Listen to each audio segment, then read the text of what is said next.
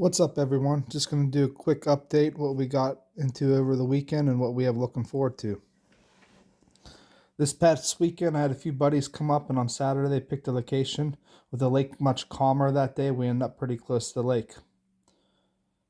We found a really nice pot of fish that kept us and another group of people entertained for the day. They didn't seem to be picky, but you had to be on them. Anyone to our left had a really hard time getting bites, and the group to our right were getting a ton.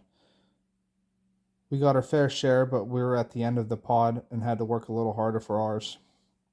On Sunday, with the wind coming back strong, we explored upstream.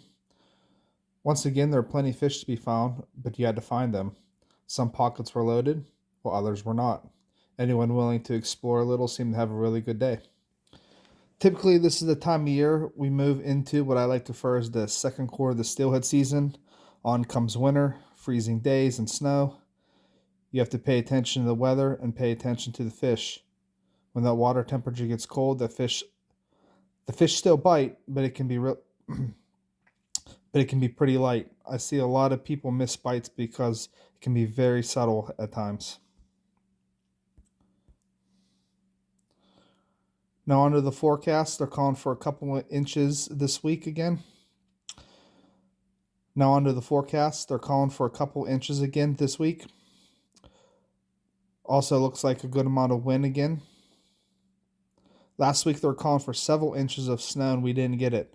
The east side of the lake got an inch or two, but the west side didn't have any. With entering the second quarter of the season, my updates will likely start slowing down, but there are plenty of fish out there to be caught if you're looking to get out. Like I said, you're going to have to be willing to look for them. Keep your eye on the weather and be safe. Tight lines.